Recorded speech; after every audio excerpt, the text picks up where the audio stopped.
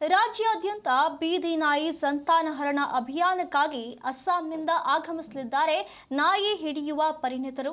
Rabies ತಡೆಗೆ ವೈಜ್ಞಾನಿಕವಾಗಿ ನಾಯಿಗಳ ಕಾರ್ಯಾಚರಣೆ ನಡೆಯಲಿದೆ. ಶಸ್ತ್ರಚಿಕಿತ್ಸೆಯ ನಂತರ ರೇಬೀಸ್ ನಿರೋಧಕ ಲಸಿಕೆಯನ್ನು ವಿತರಣೆ ಮಾಡಲಾಗುತ್ತೆ. ಗಂಡು ನಾಯಿಗಳ 3 ದಿನಗಳ ಕಾಲ ಆರೈಕೆಯಾಗುತ್ತೆ.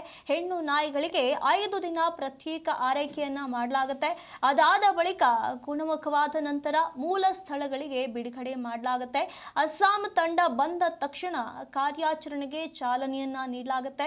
ರಾಜ್ಯಾದ್ಯಂತ ಬೀದಿ ನಾಯಿ ಸಂತಾನ ಹರಣಕ್ಕಾಗಿ ಈ ಒಂದು ಅಭಿಯಾನದ ಉದ್ದೇಶದಿಂದಾಗಿ ಅಸ್ಸಾಂನಿಂದ ನಾಯಿ ಹಿಡಿಯುವಂತ ಪರಿಣಿತರು ಬರ್ತಾ ಇದ್ದಾರೆ. ಅವರು ಬಂದ ನಂತರ ಇಲ್ಲಿ ಕಾರ್ಯಾಚರಣೆಗೆ ಚಾಲನೆ ನೀಡಲಾಗುತ್ತೆ.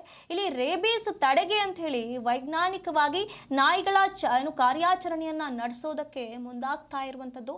ಇಲ್ಲಿ ನಾಯಿಗಳಿಗೆ ಶಸ್ತ್ರಚಿಕಿತ್ಸೆಯನ್ನ ನೀಡಿ ಅದಾದ ಬಳಿಕ ರೇಬೀಸ್ ನಿರೋಧಕ ಲಸಿಕೆಯನ್ನ ವಿತರಣೆ ಮಾಡಲಾಗುತ್ತೆ.